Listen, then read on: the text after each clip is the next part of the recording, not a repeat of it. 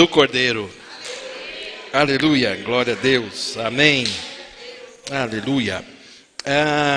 Nesses tempos de medo, nesses tempos de dúvidas, nesses tempos de incerteza, nós temos sempre uma palavra que nos relembra do lugar que a gente está. E a gente não deve sair. Independente de tudo que aconteça lá fora, nós temos uma palavra que garante aonde nós estamos pisando. Amém? Eu gosto muito de um texto que eu queria que você abrisse aí na sua Bíblia, que está em Isaías 64, verso 4. Isaías 64, verso 4. Aleluia. Ele diz assim: porque desde a antiguidade não se ouviu, nem com o ouvido se percebeu, nem com os olhos se viu, Deus, além de ti, que trabalha para aquele que nele espera. Você confia em Deus? Se você confia em Deus, Deus está trabalhando ao seu favor. Olhe para a pessoa que está do seu lado, olhe para alguém que está aí perto e diga assim: Deus está trabalhando ao seu favor. Amém. Você não pode esquecer isso. Deus está trabalhando ao seu favor. Deus, a Bíblia diz que não dormita o guarda de Israel, não é isso? Deus não dorme.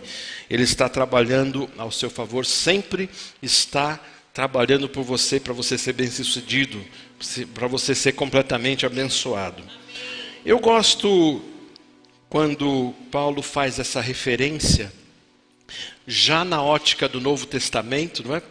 Ele faz a menção desse texto aqui de Isaías 64, 4, não é? Porque diz assim, vou ler de novo: porque desde a antiguidade não se ouviu, nem com ouvidos se percebeu, nem com os olhos se viu, Deus, além de ti, que trabalha para aquele que nele espera. É interessante, se você olhar esse texto em outras versões, ele é muito rico, ele tem outras nuances muito poderosas. Mas o apóstolo Paulo, ele vai fazer menção dele aonde? Lá em 1 Coríntios, capítulo 2, verso 9. Vamos abrir lá? 1 Coríntios, capítulo 2, verso 9.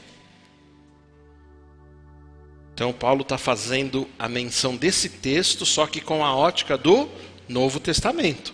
Ele está dizendo assim, ó: mas como está escrito, nem olhos viram, nem ouvidos ouviram, nem jamais penetrou em coração humano o que Deus tem preparado para aqueles que o amam. Amém? Que coisa linda, não é? Aí talvez, se você ler, simplesmente ler o texto, aí você fala assim: ah, tá vendo? É um texto que nos deixa distantes de Deus, porque está falando que nem olhos viram, nem ouvidos ouviram, nem jamais penetrou no coração humano o que Deus tem preparado para aqueles que o amam. Mas o texto continua, né? O verso 10 diz assim: mas Deus nos revelou pelo Espírito. Aí tá, você reparou que está o Espírito com letra maiúscula? O Espírito Santo, ele revelou a nós. Então Deus nos revelou pelo Espírito, porque o Espírito a todas as coisas perscruta, até mesmo as profundezas de Deus. Que coisa linda! Está falando que o Espírito Santo de Deus é o mesmo que está em nós, ele percebe as coisas de Deus, tá certo? Aí continua o verso 11: porque qual dos homens sabe das coisas do homem, senão o seu próprio espírito que nele está? Lembra que eu falei domingo aqui, que você é essencialmente um espírito? Nós somos essencialmente um espírito, a nossa parte principal é o espírito. Então por isso que ele diz assim: quem conhece o homem verdadeiramente, senão o seu próprio espírito? O teu espírito sabe mais de você do que você mesmo. Essa que é a ideia, né? Então ele diz, a gente está no verso 11, não é isso? Porque qual dos homens sabe das coisas, senão o seu próprio espírito que nele está? Assim também as coisas de Deus ninguém conhece, senão o quê? O Espírito de Deus. Aí ele faz uma comparação: temos um Espírito dentro de nós, mas o Espírito Santo de Deus está dentro de Deus. Então o Espírito Santo de Deus sabe todas as coisas de Deus. Aí o verso 12: ora, nós não temos recebido o Espírito do mundo. Meu Deus do céu, que coisa linda! Olha para a pessoa que está do seu lado, por favor, assim, ó, diga: você não é mundano. É isso mesmo, mundano. Porque a gente não tem o espírito do mundo. Não é o espírito do mundo que está em nós. Não é isso? É isso que ele está falando. Nós não, vamos lá, verso 12. Nós não temos... Desculpa. Ora, nós não temos recebido o espírito do mundo, e sim o espírito que vem de Deus. Que coisa linda! Para que conheçamos o que por Deus nos é dado gratuitamente. Esse texto a gente vai lendo, não quer parar, né? Mas não dá para parar, né? É o texto do quero, dá vontade de ler mais. Disto também falamos, não em palavras ensinadas pela sabedoria humana, mas ensinadas pelo Espírito, conferindo coisas espirituais com espirituais. Meu Deus, ora, o homem natural não aceita as coisas do Espírito de Deus. Por isso que eu falo, você não é mais um homem natural, uma mulher natural. Você é espiritual. Se você for natural, o teu problema é aqui, ó, aí fica raciocínio. O homem natural só consegue trabalhar com a cabeça, com raciocínio. A lógica é que move o homem natural. Ele pode até ter tido um contato com a palavra, mas ele ainda não é um homem espiritual. Esse homem natural é o psúchicos no grego. É um homem que ainda trabalha com a mente humana, fica muito no raciocínio. E alguns, de fato, perdem a salvação e outros, de fato, nem salvos são, achando que salvos são. Porque ele diz, ora, o homem natural não aceita as coisas do Espírito de Deus, porque eles são o quê? Loucura, e não pode entendê-las, porque elas se discernem de que forma? Espiritualmente. Só um homem espiritual, é o pneumáticos. Só o homem espiritual consegue discernir as coisas espirituais. Verso 15. Porém, o homem espiritual julga todas as coisas, mas ele mesmo não é julgado por ninguém. Glória a Deus. Pois, quem conheceu a mente do Senhor para que o possa instruir? Nós, porém, temos a mente de Cristo. Está entendendo?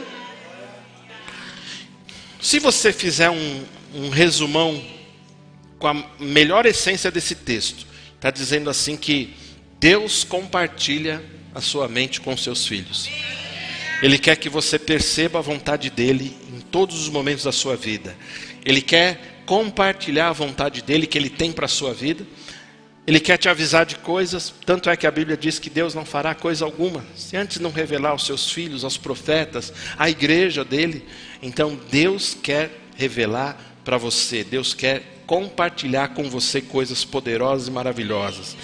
É por isso que não faz mais sentido você ter medo.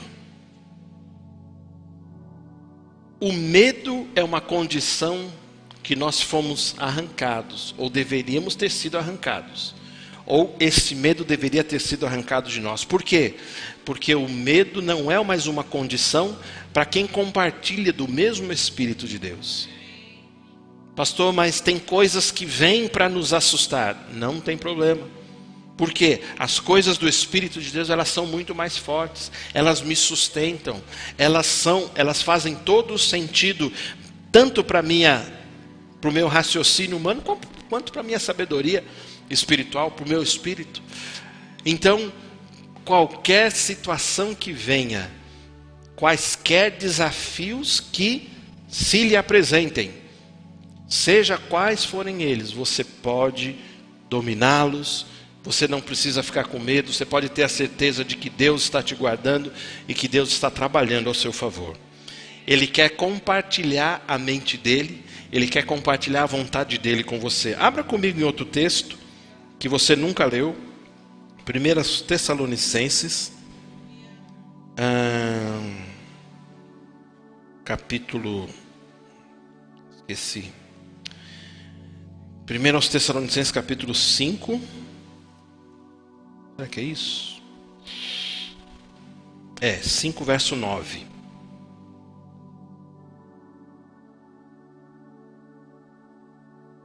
Alguns precisam ler textos assim fortes, né? Porque traz um tranco à sua memória de que Deus está trabalhando ao seu favor. Ele não está querendo o seu mal. Pelo contrário, Ele não quer te destruir. Eu não sei se você está percebendo, mas a gente está vivendo um tempo eu poderia chamar de princípio das dores, né? Que a Bíblia diz que de fato é o princípio das dores. Eu não sei se você consegue lembrar de tudo que a gente estudou em Apocalipse, em escatologia, mas a Bíblia fala de sinais que precederiam a sua volta. E como nós cremos, a igreja deve ser retirada, raptada, arrebatada, antes de que a tribulação comece. Porém, esses sinais eles vão preceder o começo da tribulação. E você vai ver em alguns textos impressionantes que eu quero ler um pouquinho com você hoje, que eles falam muito claramente que a gente está nesse princípio de dores. Então, a igreja não foi destinada, nós cremos assim, a igreja não foi destinada para a ira de Deus. Pelo contrário, a ira de Deus recaiu sobre Jesus, e Jesus nos justificou, nos fez totalmente justos. Inclusive quando a gente fala do arrebatamento, pré-tribulação, antes da tribulação, nós cremos que a igreja fiel, o crente fiel, suba no arrebatamento antes que a tribulação comece. Porém nós podemos entender, isso são sinais que a palavra nos dá. Nós podemos entender que nós estamos num princípio de dores. Num princípio de dores porque os sinais estão muito claros, cada vez mais claros. Eu quero talvez pregar domingo sobre isso, sobre o princípio das dores, para que a gente fique bem alerta, para que a gente fique bastante alerta com esse momento que a gente está vivendo. Porque eu acredito que Jesus está às portas. Jesus está pronto para voltar. Tem muitos sinais de que Jesus está muito, muito próximo. Isso não é para nos despertar um medo. É para nos despertar uma vigilância, mas ao mesmo tempo alegria. Eu não sei se você consegue ter alegria, mas o teu destino não é aqui, o meu destino é no céu.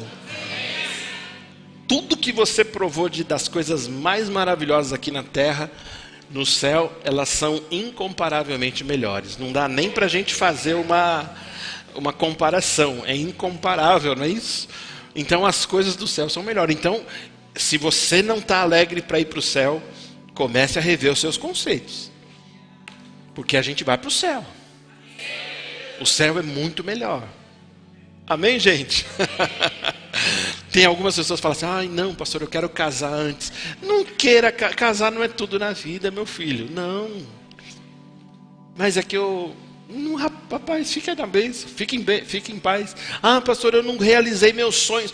Sonho terreno não pode ser comparado com a glória que há de ser revelada.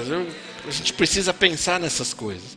Se ficarmos, vamos viver intensamente. Enquanto Deus nos der esse tempo aqui, a nossa vida vai ser plena, vai ser cheia da graça dele, cheia da provisão, amém?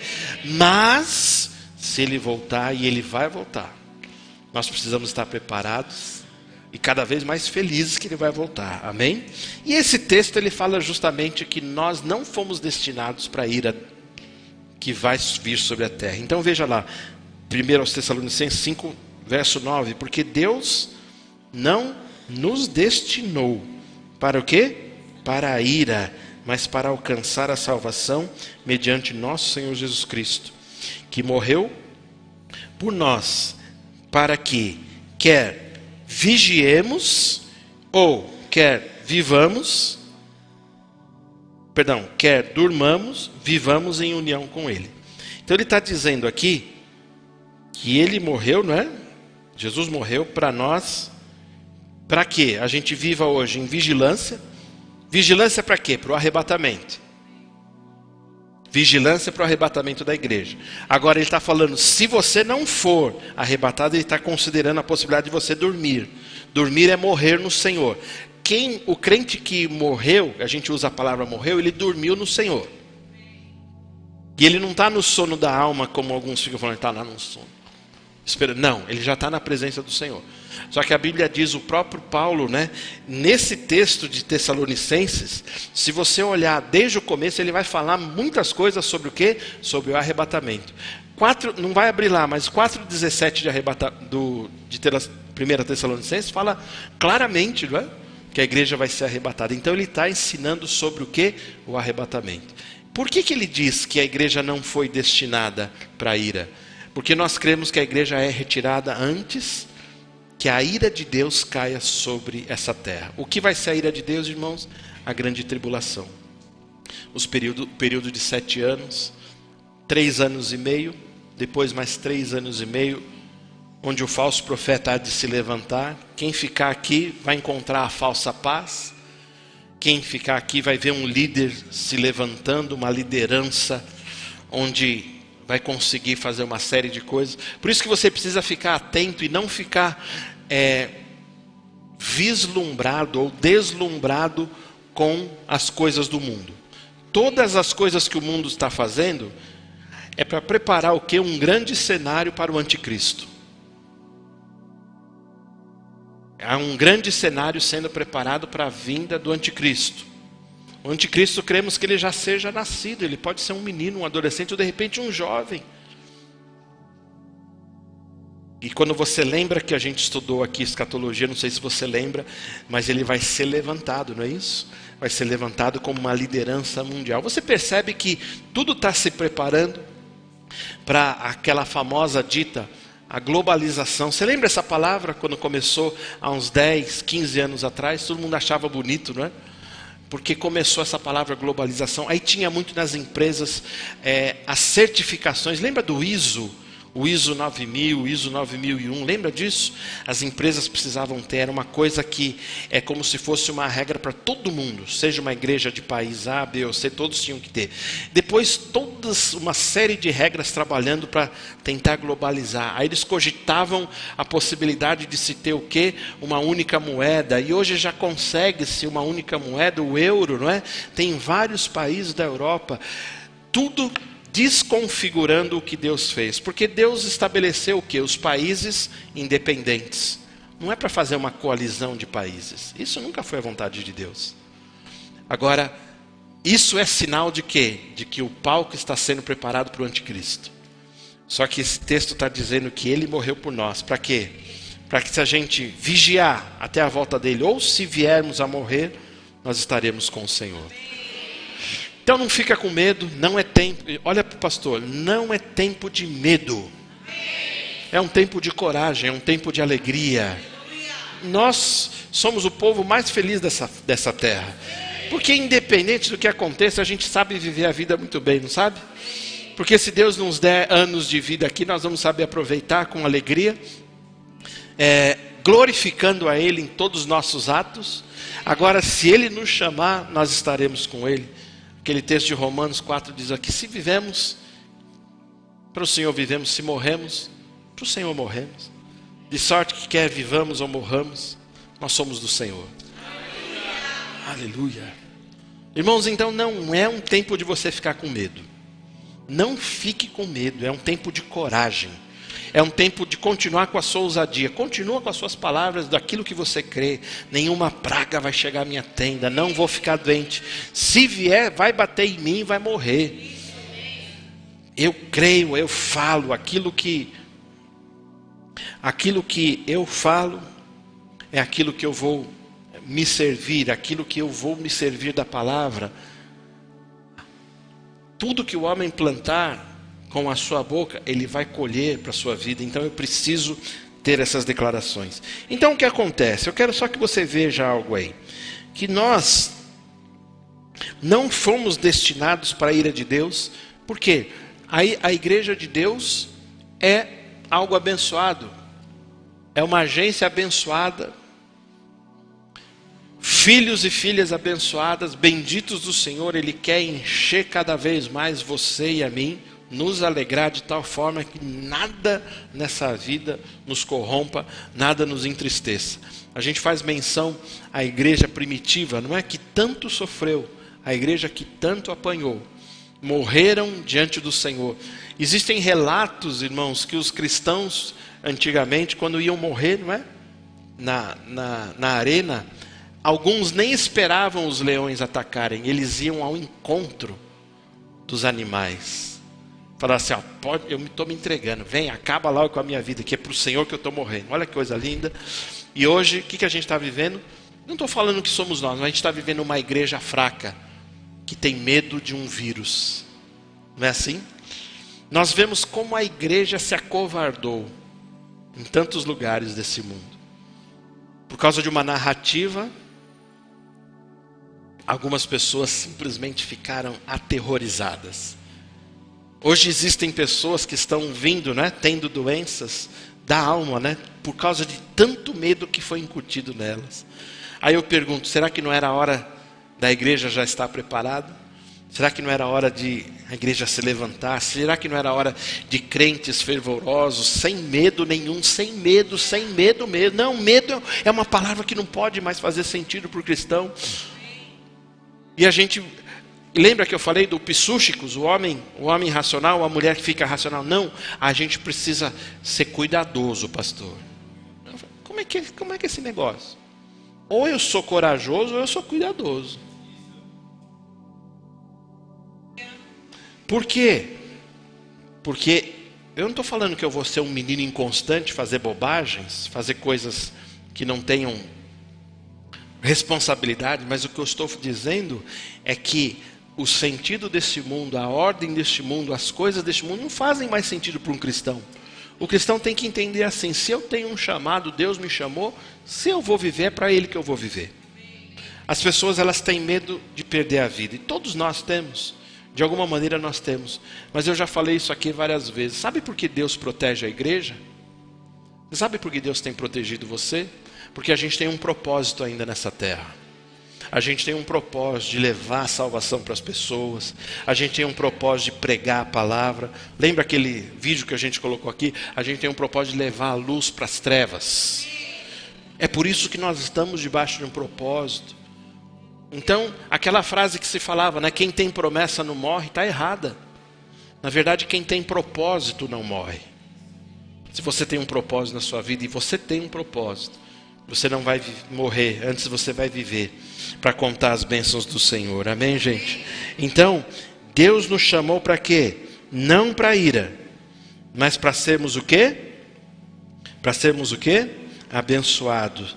Quer vivamos, quer durmamos, vigiemos ou durmamos, estaremos com Ele. Amém, gente? Tem mais um texto muito interessante, que está em Mateus. Mateus capítulo 24. Abre lá, Mateus capítulo 24. Verso 3, por favor. Esse texto, ele fala o quê? Para a gente concluir. Ele fala o quê? Ele fala do início das dores. O princípio das dores. Para a gente começar a perceber que o mundo está sinalizando que Jesus vai voltar. Essa que é a ideia, Jesus vai voltar. Então ele está avisando, olha, quando vocês começarem a perceber essas coisas, se preparem que eu estou às portas. Tá bom? Então ele diz assim, no monte das... 24:3, né? Isso. No monte das oliveiras, achava-se Jesus assentado, quando aproximaram-se dele os discípulos, em particular, e lhe pediram, dize-nos quando sucederão estas coisas, e que sinal haverá da tua vinda e da consumação do século? Verso 4. E ele lhes respondeu, vede que ninguém vos engane. Olha para mim, volta lá no vede. Irmão, olha aqui para mim. Não deixa ninguém te enganar, por favor. A Bíblia está cheia de dicas. Jesus fala conosco o tempo todo através da Bíblia. Para você crer naquilo que está escrito nela. Não creia em narrativa dos homens. Ele está dizendo, veja que ninguém vos engane. Ele está falando assim, essa que é a verdade. Eu vou falar a verdade aqui, não o que você vai ouvir na sua vida. Tá certo? Veja que ninguém vos engane. Verso 4. Porque virão muitos em meu nome dizendo, eu sou o Cristo, e enganarão a muitos. Para aí, volta lá. Eu pergunto a você, hoje tem falsos cristos? O que você acha? Tem falsos cristos? Tem pessoas falando bobagem na TV em nome de Jesus? Eu tenho falado para você tomar cuidado. Tem pessoas com ensinos muito estranhos, em nome de Deus, ensinando, se passando por alguém ungido, mas ensinando bobagem. Tem muitos falsos cristos. Tem muitos falsos cristos. Verso 6. E certamente ouvireis falar de guerras e rumores de guerras. Eu pergunto, você está ouvindo sobre guerras e rumores de guerras? Responda para mim, você está ouvindo? Em 2019 a gente tinha 16 guerras, né? No mundo todo, 16 ou 18 guerras acontecendo no mundo todo. Guerras e rumores de guerras. Aí ele diz, vede, aí o que ele diz? Não vos assusteis, porque é necessário assim acontecer, mas ainda não é o fim. Deixa aí, volta. Não é o fim.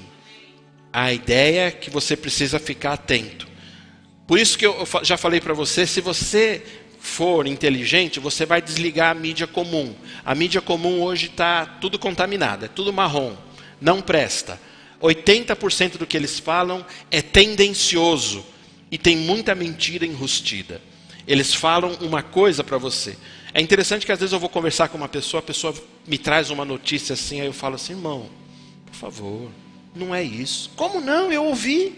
Mas você ouviu aonde? Ah, entendi onde você ouviu. Você precisa ouvir em outras fontes. Porque nada é falado pela verdade. A plena verdade não é falada a você. Está entendendo? Então, não fica ligado em coisa que vai trazer mancha para você. Vai manchar a sua ideia. Procura notícia verdadeira. Para quê? Para você ter uma referência. Você precisa ter uma referência do que verdadeiramente está acontecendo. Por que as guerras? Por que está acontecendo? Qual o cenário que está sendo preparado? Será que tem alguma profecia sendo cumprida em tudo isso? Você precisa ficar atento. Aí ele diz, não vos assusteis, porque é necessário assim acontecer. Olha aqui para mim. Nós precisamos entender uma coisa. Quando a Bíblia nos diz que nós devemos levantar mãos santas, orar pelas nossas autoridades, para que a gente tenha um pouco de paz, eu quero dizer a você, isso vai funcionar numa certa medida, tá? E geograficamente em lugares certos. Eu quero só que você entenda o seguinte: o mundo está caminhando para pior. Se você está esperando que algum governante se levante, comece a se entender, e eles façam uma grande cúpula e comece a abençoar as nações, não vai acontecer, irmão. Não vai acontecer. Se a gente está esperando prosperidade nessa terra, não vai. A gente pode chamar, entenda, para a nossa região, para o nosso país, para o nosso convívio. Lembra que eu falei para você que a bênção de Deus ela é como se fosse uma redoma.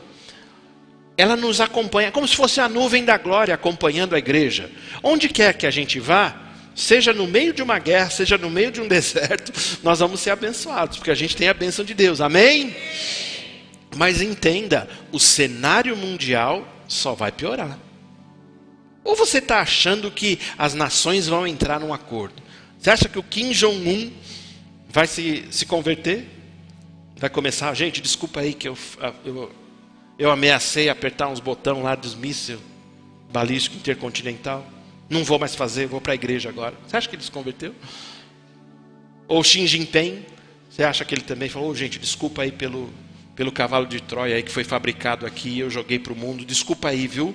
Não vou mais fazer isso. Você acha que vai fazer isso? Não. É tudo maldoso, é tudo projetado, é tudo um grande cenário que está sendo armado. Guerras e rumores de guerra. Por que é o rumor de guerra? Porque os países continuam ameaçando um ao outro, não foi? O Donald Trump, o que ele fez essa semana? Você viu em relação ao Irã? O Irã não estava enriquecendo urânio para a bomba atômica? Quem viu isso? Ninguém viu. Meu Deus. Aí eles falaram assim, vocês que sabem. Aí havia um problema lá, o Irã ameaçou atacar os Estados Unidos, fez um grande exercício aéreo tentando mostrar as forças, não é? Aí o Donald Trump falou assim: com um botão eu consigo varrer o Irã da face da terra. E é verdade. É verdade. O Irã é um país pequeno. O poderio bélico dos Estados Unidos pode destruir rapidamente. Então, guerras e rumores de guerras, ameaças. Aí ele continua: vede, não vos assisteis, porque é necessário que assim acontecer, mas ainda não é fim. 7. Porquanto se levantará nação contra nação. Eu pergunto a você: nação está se levantando contra nação? Ou você acha que é um grande cenário, é brincadeira, eles estão brincando? Eles estão tentando enganar. Na verdade é uma guerra das tesouras lá. Quem sabe o que é a guerra das tesouras aqui?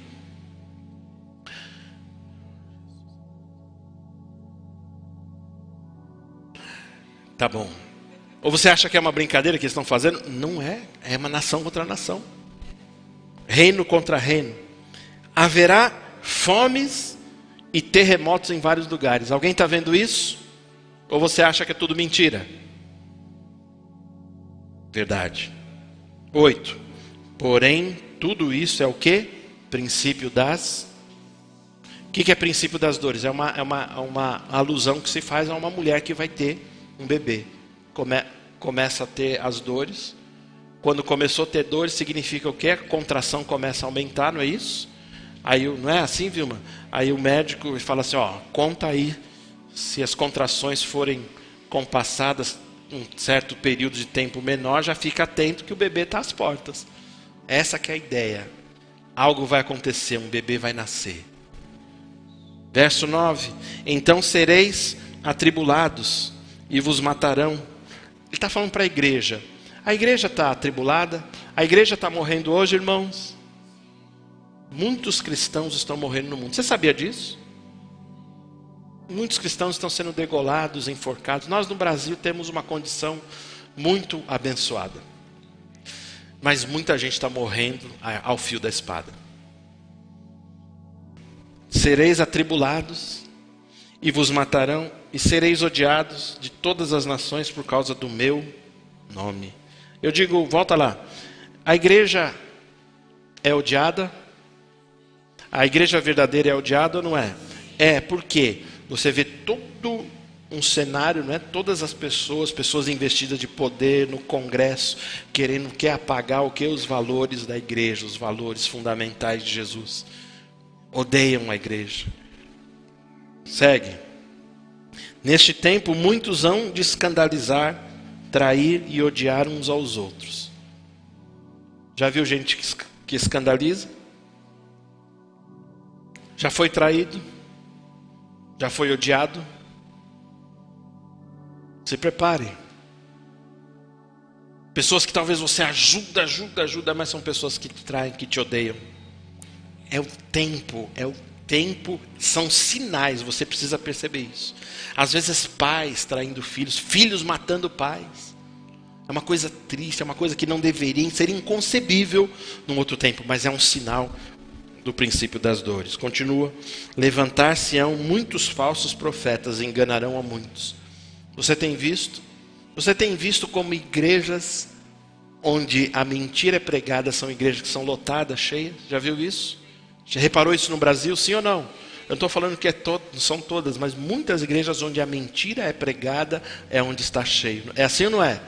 Porque se vende uma mentira, a igreja perdeu a essência, a igreja não fala mais aquilo. Eu lembro de uma cena de um pastor cuspindo na boca de uma pessoa. Quem viu essa cena? Dizia que ele estava fazendo em nome de Deus. Ele fala para a pessoa abrir a boca e cospe na vida. Então são coisas mais absurdas do evangelho, não é? Jesus fez o lodo, né, pôs no olho, e ele falou: não, vou piorar, vou cuspir na boca da pessoa, né? Verdade. Procura lá na internet, igreja famosa, igreja grande.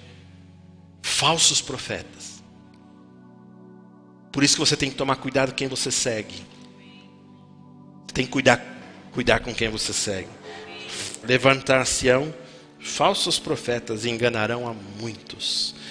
E o verso 12: e por se multiplicar a iniquidade, o amor se esfriará de quase todos. Eu pergunto, estamos provando isso ou não? Tem pessoas que têm me procurado e falado assim: eu não quero mais Jesus. Por quê? Não sei, não quero mais. Mas me explica o que aconteceu. Não sei, eu não quero mais. Não sei, na igreja eu não quero mais igreja. Mas é com Deus. Não sei se é Deus de Jesus, não quero mais. O amor simplesmente se esfriando e a pessoa achar que está correto. Sinais dos tempos. Deixa eu falar uma coisa para você.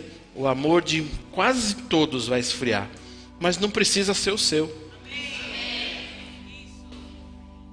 Fica atento, vigia na terra, varão e varoa. Porque o diabo pode estar querendo esfriar o seu amor. Sabe quando ele começa a esfriar? Quando a sua mente começa a trabalhar demais. Para Jesus não é mente trabalhando, é coração. Continua o texto. Aquele, porém, que perseverar até o fim, esse será salvo. Irmãos, tem uma bênção sobre a igreja de Jesus. Uma bênção sobre a igreja de Jesus. Nós não somos aqueles que tememos. Nós somos aqueles que perseveram. Aqueles que cada dia mais agora ficam até mais energizados, não é isso? Mais energizado. Quanto mais a gente vê que está se aproximando do dia, o que a gente faz? A gente pega na mão um do outro e fala assim: irmão, ei, vamos esquecer as diferenças, vamos para o céu junto? Vamos. Orem uns pelos outros, fortaleçam uns aos outros com a palavra, santifiquem-se. Eu falei domingo aqui sobre a importância, vamos nos santificar, deixar tudo o que tem manchado a nossa comunhão com Deus. Para quê? Para que Deus possa nos usar poderosamente, para que cada vez mais a nossa porta diante do céu fique aberta e escancarada, como diz o apóstolo Pedro. Amém, gente? Amém? Não é tempo de medo, é tempo de alegria, é tempo de vigiar, mas ao mesmo tempo ficar alegre, não ficar temeroso, porque a igreja não vai passar pela ira de Deus. Antes nós seremos arrebatados. Fica de pé, levanta suas mãos aí em nome de Jesus, consagre-se a Ele, santifique-se a Ele, renove a sua vigilância em relação a Ele. Diga que você quer estar atento à sua volta, diga que você quer estar vigilante. Como diz a palavra, que nós queremos ser encontrados fiéis, que você seja encontrado fiel para a vinda do nosso Senhor Jesus Cristo. Pai, muito obrigado por essa noite, Pai, a noite com propósitos.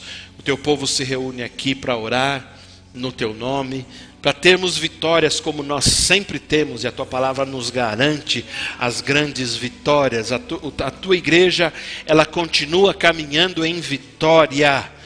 Nós não somos ou não estamos perdidos, nós não estamos procurando um objetivo, mas nós sabemos de onde viemos e para onde nós iremos.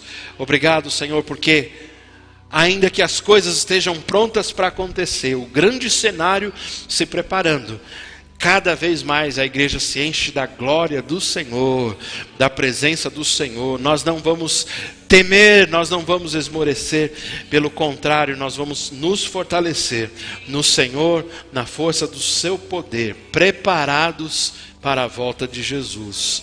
É a nossa oração em nome de Jesus. Amém. Deus te abençoe, Deus te guarde. Vamos nos separar então? Vamos nos dividir para orar em nome de Jesus? Glória a Deus.